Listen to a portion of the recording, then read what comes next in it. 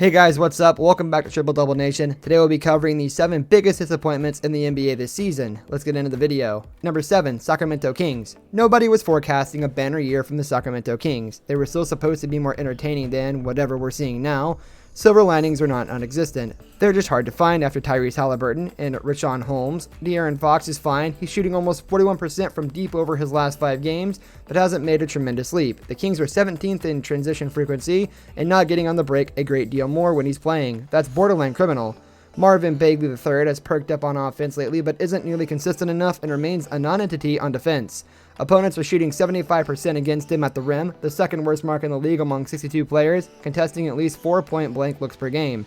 Sacramento's defense at large is a disaster. It isn't any singular issue either. The Kings surrender a ton of 3-point attempts and, unsurprisingly, rank 30th in field goal percentage allowed at the rim. They don't force turnovers. They foul more than any team that is dead last in forcing turnovers or short. They do an extremely poor job finding their matchups after missed shots.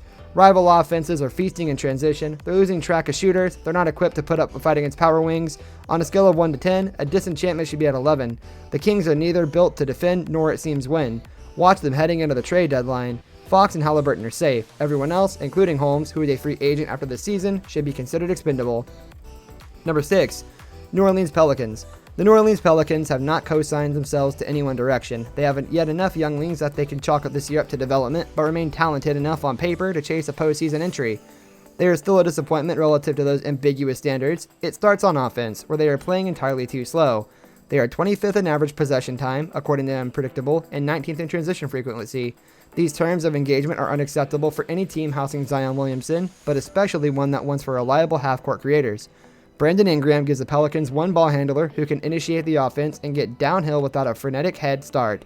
They don't really have another. Eric Bledsoe needs a burst of steam when defenses still don't give a damn about his outside shot. Zion is best zooming down the middle off the catch, not as a ball handler. Lonzo Ball has never been that player and isn't a threat to finish when he tries to be. He's shooting 31.3% on drives, a bottom 6 mark among 117 players who have made at least 5 appearances and are averaging 5 or more downhill attacks per game. Nickeil Alexander-Walker is a viable alternative, but New Orleans can only afford to give him so much license over the offense. Iffy spacing is also starting to catch up with the Pelicans. They are 26th in 3-point accuracy and 24th in the percentage of their looks that come from downtown, and they don't have the personnel for either to change. JJ Redick will get better, but Ball, Josh Hart, and Nicolo Melli aren't givens to improve. New Orleans should probably ditch Melli minus altogether at this point. Even the Pelicans' hot start on defense is faded. Giving up long-range attempts more often than anyone else is no longer having the intended effect, and only the Kings are allowing a higher conversion rate at the rim. Defensive rebounding isn't an issue per se, but they do need Zion to do more on the glass. He has a lower defensive rebounding rate than Ingram, and New Orleans is getting waxed on the boards whenever he plays without Steven Adams. By no means is this season playoffs or bust for the Pelicans. They are, however, running out of time to define this year's direction. Number 5, Miami Heat. Returning to action so soon after making the NBA Finals gave the Miami Heat some wiggle room to struggle. The thing is, they're almost already out of runway. Suboptimal energy has been a popular talking point, but the Heat's early season malaise feels like more than a matter of fatigue. At the very least, they're battling enough issues to start asking uncomfortable questions. Can the offense get its turnovers under control? Will Tyler Herro at point guard minutes become more palatable? Can they shoot better than not quite average from beyond the arc? Should Herro and Duncan Robinson both be starting when the roster is at full strength? Are they this bad at guarding the 3-point line, or are opponents just getting lucky? Does the bench have any defensive rebounding juice? Do they need a more dynamic option at the 4? Someone like Jay Crowder? Can they begin limiting the amount of time opponents spend in transition? Aspects of the Heat's performance should normalize. Rival offenses won't swish more than 40% of their above-the-break threes forever. They won't be as lethargic on 50-50 balls. Benefit of the doubt should be given to both the reigning final participant and a team working off the shortest offseason in the history of offseasons. Miami is not as deep as the Los Angeles Lakers after prioritizing 2021 flexibility during free agency. Watching the Heat, though, it seems like they're one shot creator and wing size 4 short of staging a legitimate Eastern Conference title defense.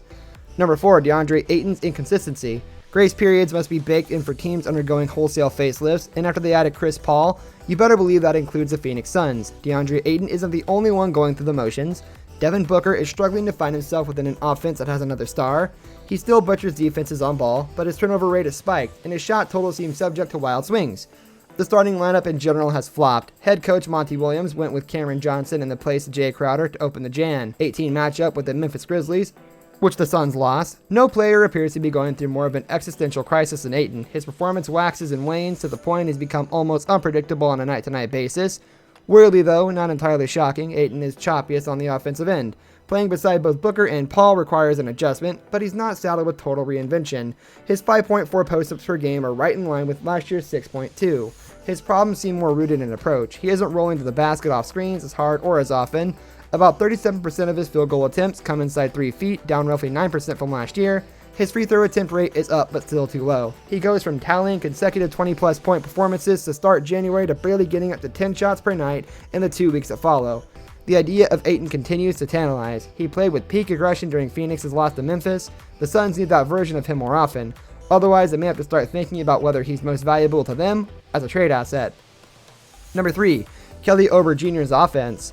Kelly Oubre Jr. always profiled as a less than perfect fit for the Golden State Warriors. Sure, he can devastate in the open floor, but he's not a knockdown shooter, and his defensive contributions are rooted in intermittent disruption. The Oubre experience is very much a roller coaster, and shallower teams like the Warriors are going to feel the ups, downs, twists, turns, and loop-de-loops. What Golden State has so far experienced is something worse, something more turbulent. Though Oubre drained 6 of his last 15 3-point attempts, entering a Jan 18 tilt with the Los Angeles Lakers, in which he briefly showed how a pivotal performance could elevate the team's ceiling, he's still right around 20% for the season. Out of 171 players who have attempted at least 25 above the break trays, his 14.3% clip ranks 171st. He is downing a ghastly 34.4% of his layups and ranks among the least efficient scorers on wide open shot opportunities. It is fair to deem this a rut. Oubre is much closer to a league average long-range shooter than the NBA's absolute worst. He's also playing for a new team. Transition takes time. For the Warriors' sake, they better hope that time is all it takes. Their half-court offense is struggling even with Stephen Curry on the court. They can't afford to have Oubre slumping this hard for much longer.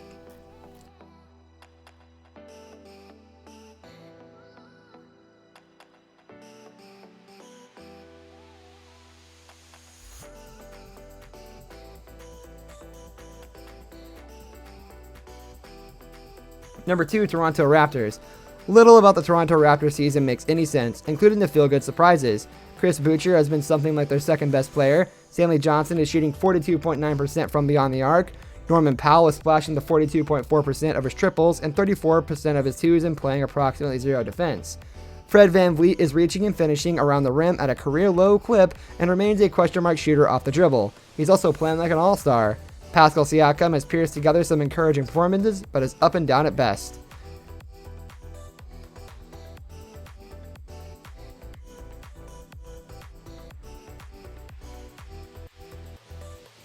Number 1, Trae Young. Trae Young's season began innocently enough. His 3-ball has seldom fallen consistently, but he offset that variance with charity stripe parades. Through his first 4 games, he averaged 33 points, 8.3 assists, and a mind-melting 15.5 free throw attempts.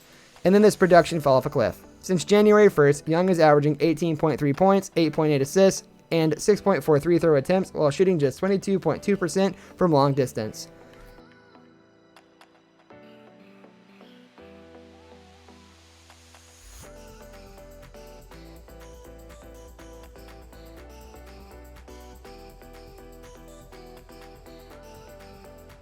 That's going to do it for today's video, guys. Thanks for watching. If you enjoyed the video, leave a like on the video, and I'll catch you in the next one. Goodbye.